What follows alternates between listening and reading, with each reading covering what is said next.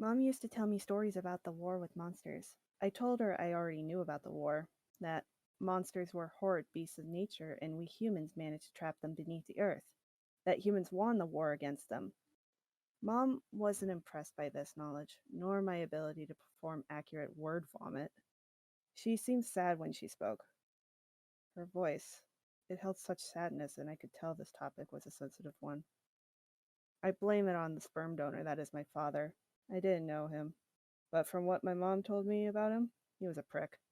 He left Mom as soon as he found out that Mom was pregnant with me, ran to the mountain of monsters. Really boosts my confidence knowing that he would rather die at the hands of monsters than actually be a father. I don't pity what happened to him. I bet that the monsters that finished him off could smell the cowardice coming off of him. While I was in my period of loathing the man that decided to give me life, Mom was starting her story. The true story about the war and the events that happened afterwards. This was her story. The war didn't happen without reason.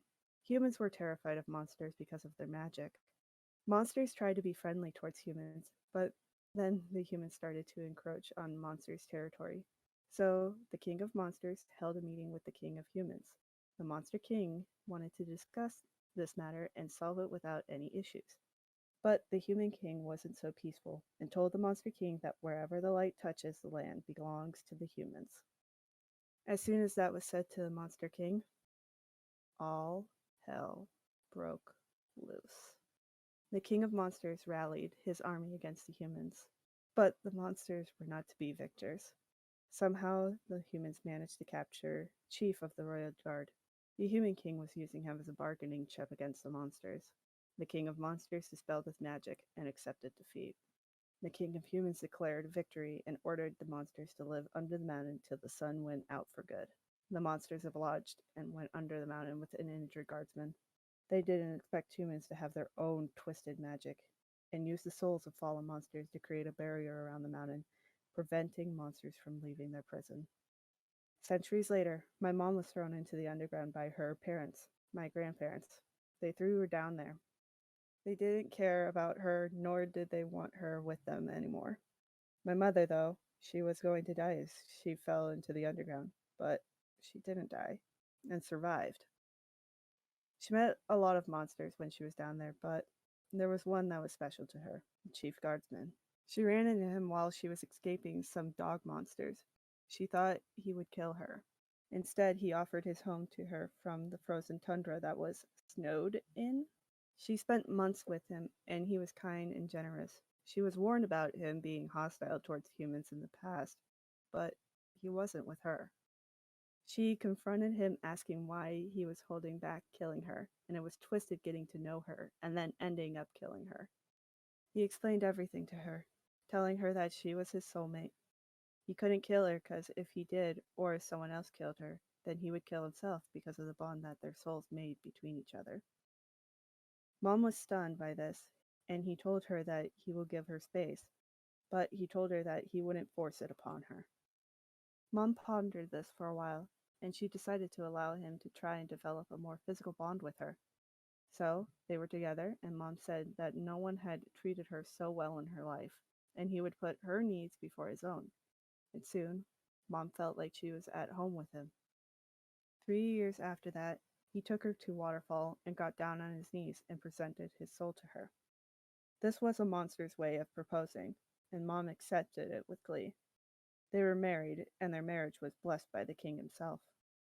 Mom was extremely happy. She couldn't explain it. A few years into their marriage, they had a child together, my half brother. He is the perfect hybrid of both human and monster, though Mom said he resembled more of his father. Mom was happy and said that her family was growing, but something else was growing that was eating away at her. Her family was still trapped underground and began pondering a dark thought. Eventually, Mom left a message for the guardsman and left before he woke up. Soon she was standing within the king's throne room and told him to take her soul to break the barrier, though she was stopped from going any further by the guardsman. He wasn't mad or anything, just trying to convince her to come back home. Mom managed to stun him long enough to get around him and go with the king. He tried to stop her again, but the king pushed her through the barrier. Mom was stunned since both a human and a monster soul was needed to pass the barrier. She looked back, seeing her husband pounding on the barrier and pushing his shoulder into the barrier. Mom promised him that she would return with help to get them out. She went into the town, begging anyone on the streets to free the monsters. Soon, my grandparents found out and brought her into their home and berated her for returning. Mom wasn't going to deal with their shit anymore and told them either to leave her be or else she would throw them into the underground and that someone there was looking forward to meeting his new monsters in law. They let her be for a short while. They were forcing her to be with my sperm donor, making her go on dates with him. Mom hated it and always messaged her husband and got pictures of their son. But soon, her parents stole her phone and the necklace that was the symbol of the bond between her and the guardsman. That's when they forced a marriage upon her. Mom was upset due to the venue being near the mountain, though everyone thought it was due to her being wed to the Lord of Pricks. Then she found out about me, and that's when Sir Prix-a-Lot decided to bail on her. That's when she was interrupted by a bright flash coming from the mountain. We looked out the window, and Mom got excited. She told me to get boots and a jacket on, but we were stopped when my grandparents entered the room. They held out necklaces to us and demanded that we wear them and to never take them off. We didn't understand, but there was nothing we could do about it, so we agreed to their demand.